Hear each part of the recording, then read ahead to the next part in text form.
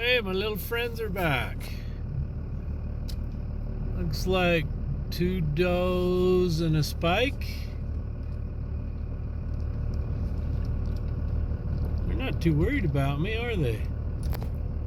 Yeah, 2 does and a spike.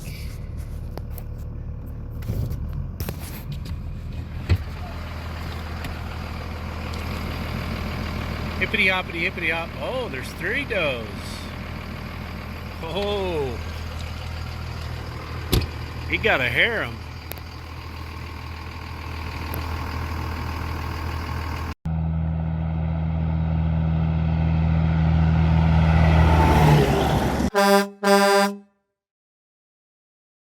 So I have to hang my garbage up there from the cabinet because at night I get a little squirrel friend in here, a little teeny guy.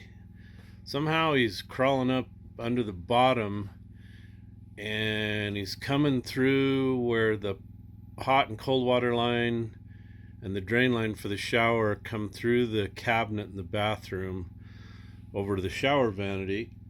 And he wakes me up every night, and I had the garbage can laying over here on the floor. He was driving me nuts. So I got up and I put the garbage in the shower pan, and when I got up in the morning he had all kinds of holes chewed in it. So I hung it up there and I didn't hear him last night. So I gotta plug whatever hole in the bottom there is. I don't want to take a squirrel home. I've been busy finish blading and trying to knock all the rocks out, all the big stuff, and roll them off the edge. Anyway, I'll probably make about 1,036 passes. Yeah, right at 1,036 to clean this up. This worked out really good. He was super lucky that we scraped up enough dirt to do this. We just really struggled and struggled trying to find all the dirt that we needed, and in the end, to finish the very top up here, Jake had to go clear to the other end, and along the edge of a cut slope he had to start pulling up topsoil and bring it clear down here to finish. So I feel really good that we were able to get enough on here that I can work it without getting down into the soil underneath. The only problem with it is it packs really super tight. I got the soil report the other day. It's anywhere from 24 to 36% clay. So once I get the rocks knocked out and kind of somewhat leveled up, and the only thing I'm doing with this is just running it and watching the slope meter and trying to fill all the little holes and cut the bumps off. It's going to be a beautiful day. It's probably going to get fairly warm up here, probably 80 something, I assume. I think that's what the weather forecast said, but I'm excited to get done with this and move on. We've got lots of other work. So I bought me a new drone. This is a Mavic Mini 2. That's all the bigger it is. These are kind of cool. They come with, I bought the complete kit. It was 600 bucks. This weighs 249 grams. So you don't need any FAA license, none of that nonsense. It's a pretty cool little outfit. You got a 3-pack of batteries. You just plug this in and it goes through and it charges all of them up. This thing has incredible flight time.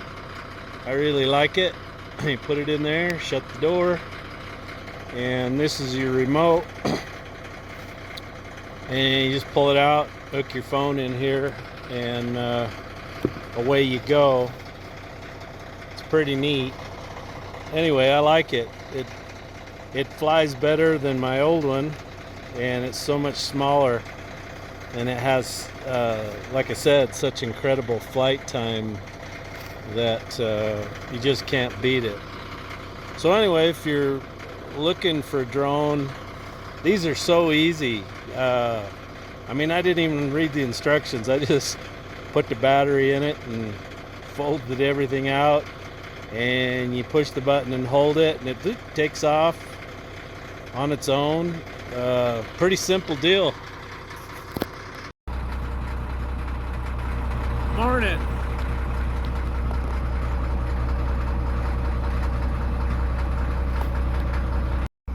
Hey, look, I think I'm in Oklahoma, Frank. What the heck? It's a nadir, a giant nadir. Look at the size of that thing. Holy moly. I gotta get out of here. Okay, now we're down to playing Shuffle the Rocks.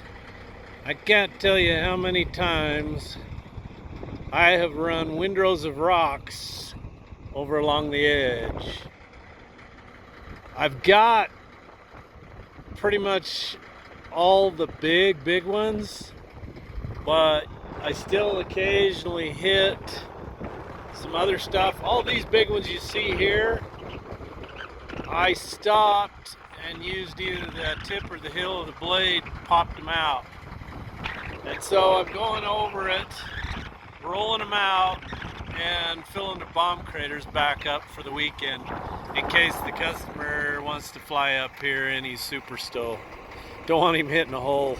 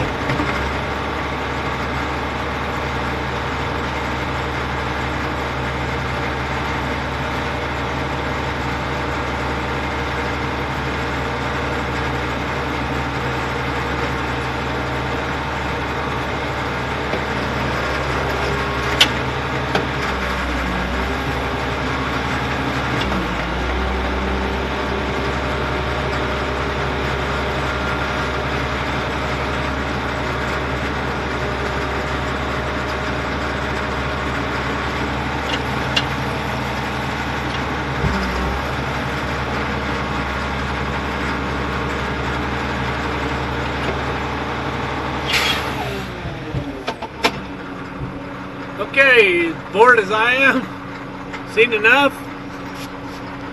Hey look, it's the Cat in the Hat. No, that's the Cat in the Hat. I'm the Cat in the Hat. So, this is the side I have not ripped, and as you can see, I don't know if you get grass seed to grow in this too hard. So what I've done is I've ripped, double ripped. If I had 4 more shanks I wouldn't have to do that, but I'm not sure I could pull them. Boy, this stuff's hard. So I've ripped it, brought it over this way. Now I'm coming back and she's pretty loose. That might have a chance of getting some grass down in it.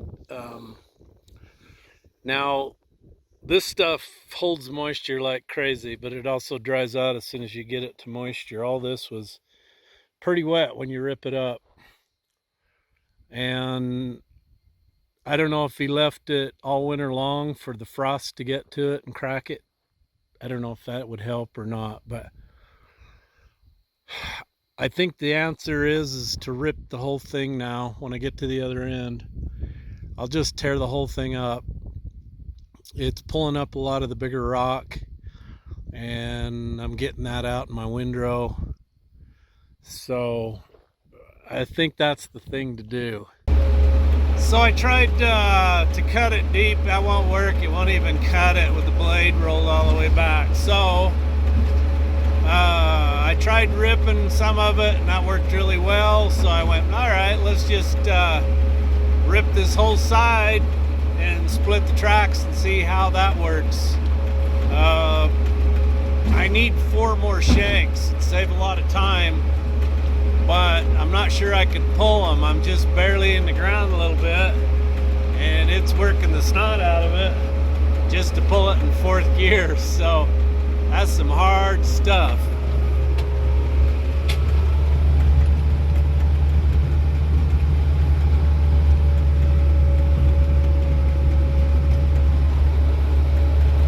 Anyway, she's banging up the rocks under there, which is a good thing too.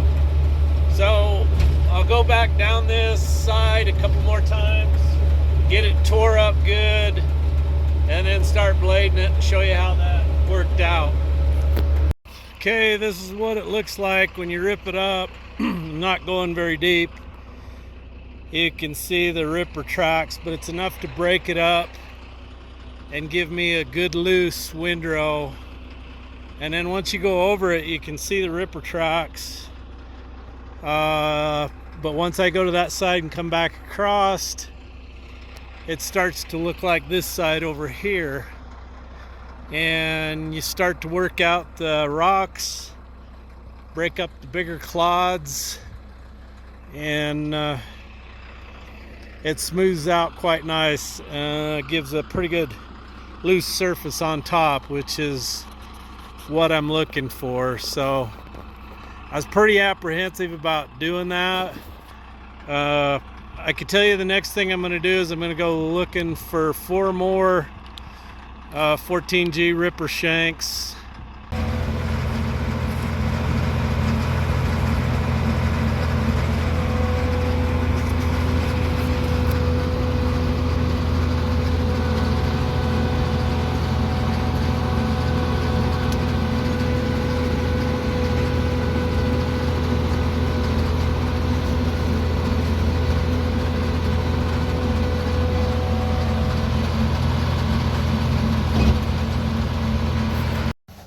I've been cleaning everything up and sloping. I got to come up this side now, so I got to move the cat. So before we came in, clear down at the far end through the fence down there, we had to open the fence. I think what I'm going to do is I'm going to back up, clear to the end, and drive around and park the cat over there somewhere. I went and measured the gate. The uprights are 14 feet, and I'm going to try to go out that. Somehow I'm going to try to wiggle my way, whether I go through crooked or whatever, and get one end bit through and then turned. see if I can finagle my way through that. Thread a 14.6 dozer through a 14-foot hole. It's actually out dozer is 13.8.5, but with the corner bits you gain a bunch more. So anyway, I'm done with the runway. I'm not going to mess with that anymore. I've done the best I can with it. I've got the top loosened up good. I think either they need to drag a roller packer over it, try to chop up the clods, maybe drag a set of harrows to flip up any rocks, pick up all the rocks, and then I think they could go ahead and seed it. Probably the best thing in the world to do would be to hydroseed it and hydroseed those big slopes so they don't erode. She's a smoky one today. Not too clear. Apparently they ain't got them fires put out. So I have been rolling this sagebrush around, and about all you can do is raise your blade way up and push it around, knock the dirt out of it, and it ends up kind of clumpy. But you knock all the seeds out, it'll grow back. You just wear it out. Over on that side, I rolled it around. I still got clumps. You just can't get rid of them. If I had to do this all over again, I would have somebody come in and mow the crap out of it. I mean, if you could get something that would grind it up so there wasn't much left of it, I think you could make it look fairly decent, but this is about all you can do with it. So I need to go over there. I got one more pile to smear around, and then I think I'm gonna have to go get the scraper. And I've got some down there that it's kind of high. I need to drag it down the other way and use it to back up the slope so it doesn't erode. So another couple hours, I think I'm done. My friends are back.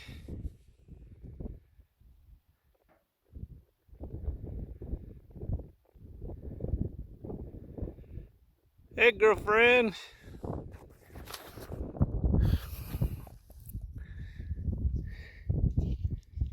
Unless that's that spike, can't tell.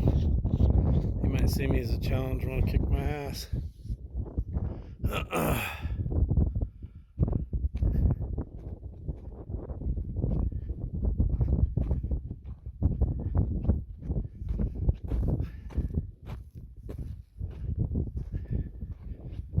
Yeah, it's a spike. Hey, Spike. You're a friendly cuss. Don't think I've seen deer ever come this close.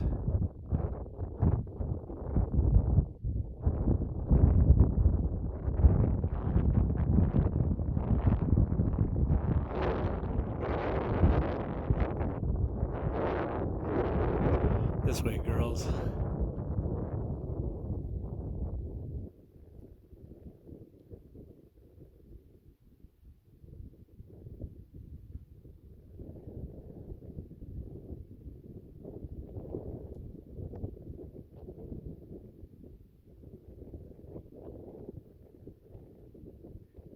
Well, I'd love to stay chat. I got shit to do.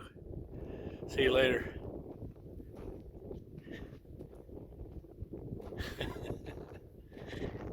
Well, he just ain't scared at all. Well, I got the runway done. I just took the scraper and moved some material down there along the slope so I can finish it. The road, it's not going to cross the runway anymore. It's going to come in here, across the end of the hangar, along where the grader is, clear up around the slope, and then come back down right over here. And so I've sloped this off, and I dumped a whole bunch of material in here from this cut here, some of this clay, which is a good thing. So I have had plenty of material to build this. So I've sort of leveled it off with what material I had, and then rolled the sagebrush up against the shoulder. Like I say, that stuff doesn't smooth out very well. So it is what it is. So I just got to go down there and clean that up. Probably take me 30 minutes. It is 6 o'clock p.m. I've been at this 9 hours again.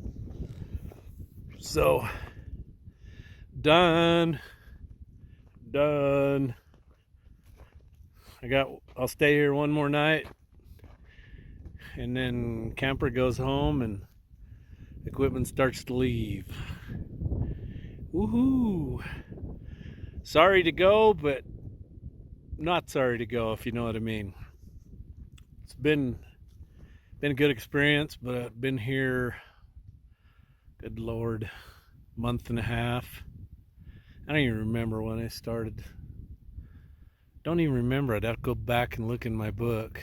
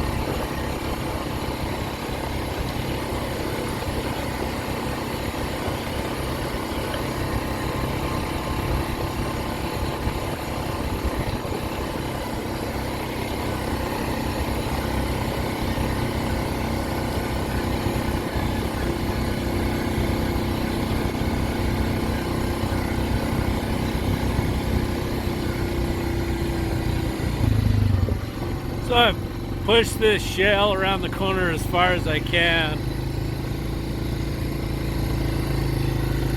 Anyway, it's all cleaned up, nice and smooth. So like I said, I ripped this whole thing and then rebladed it. So I got a lot more of the rocks out. There's still a few here and there, especially down on that far end, but it's got nice loose material, so a guy could plant it and get the seed to get in the ground. Anyway, it looks really good.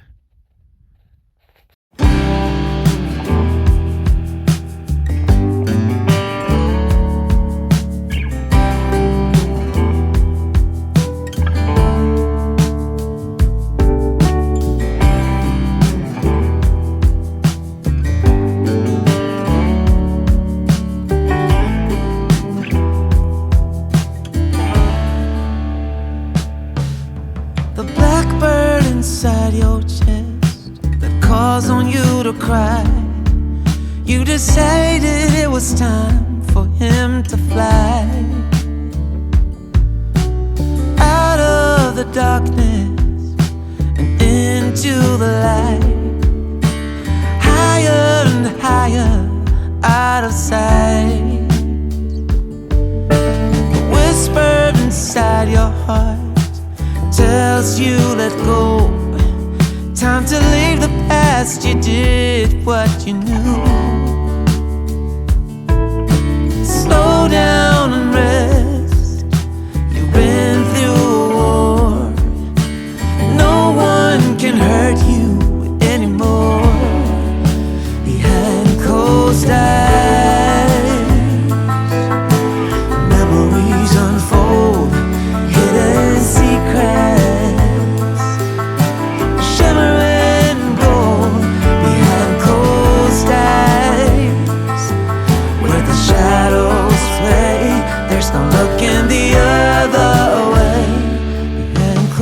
stay.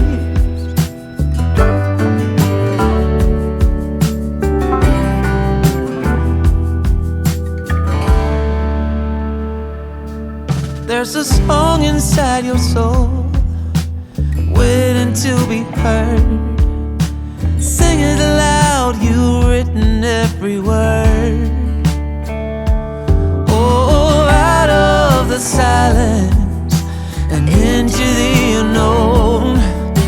Louder, louder, let go behind closed eyes. Memories unfold, hidden secrets, shimmering gold behind closed eyes. Where the shadows play, there's no looking the other way. Just let the music play.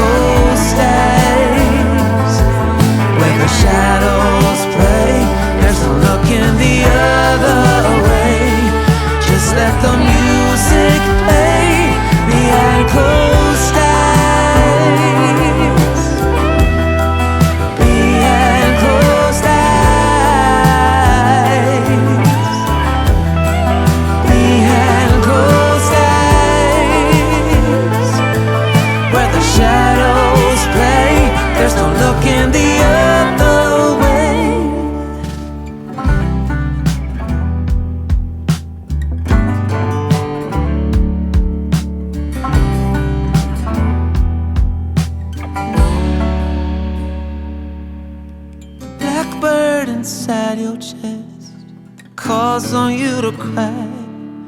You decided it was time for him to fly.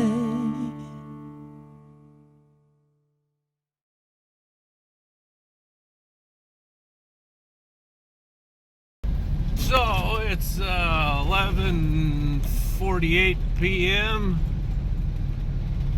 and I'm just rolling into the driveway. Been a long day, but I can do this every day. Old guys rule.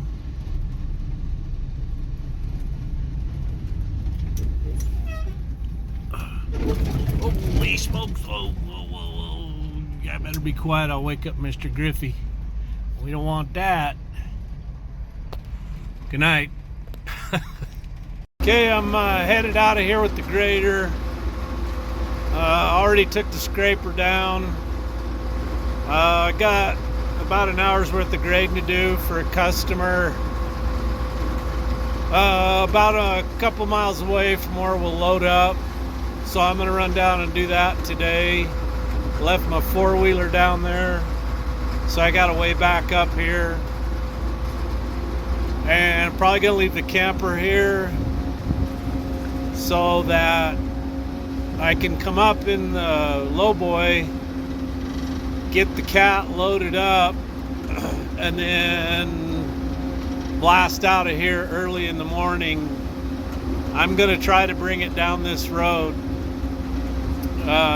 Hope it turns out. This is just so much shorter than going the other way. You gotta cut at least 2 hours off just because of the rough road and the length.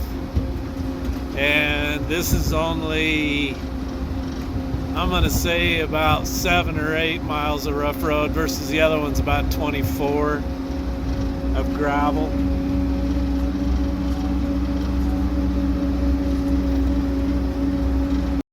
Damn campers. I'm seeing these all up and down the road. I don't know what they are. Losing them all over.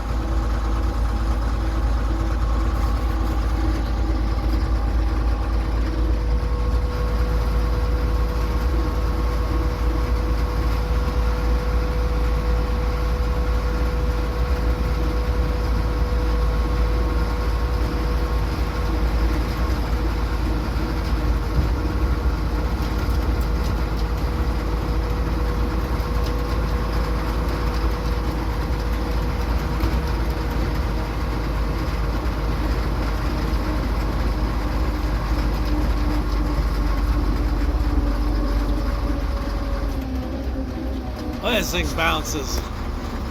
Bouncy, bouncy, bounce.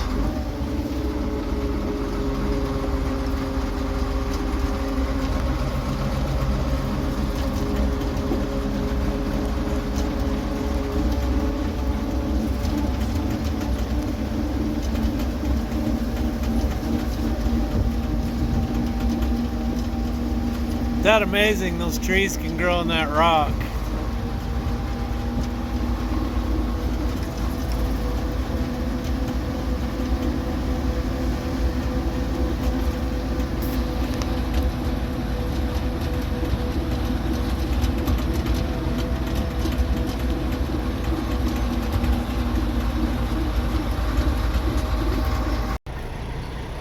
Now there's a nice looking Peterbilt.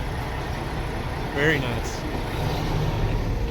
So I've come up here to get the grader. This is the same place I was.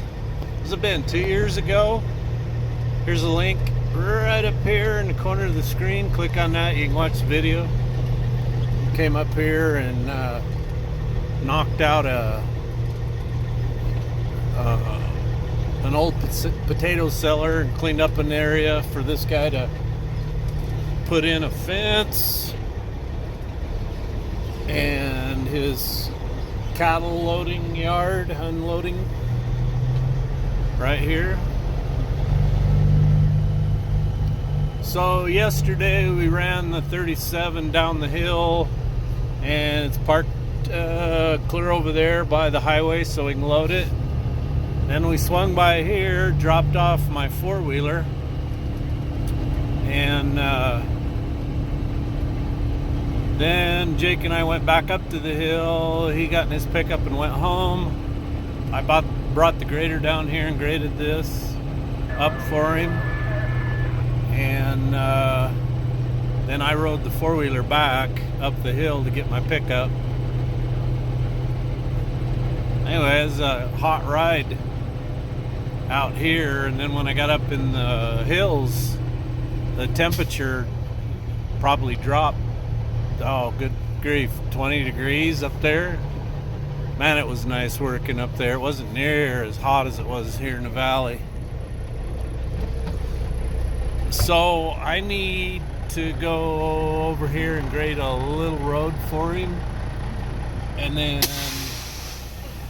get the grader loaded up and head home. You know, people always comment about how where I live is just super flat. Yeah, it's called the Snake River Valley. a lot of farm and a lot of potatoes grown there. You don't have to go very far though to get to the hills. And these are some hills. Some doozies. Oh, it's nice out here. So quiet. Absolutely beautiful. So let's go get Mr. G going. Get done, get loaded up, go home.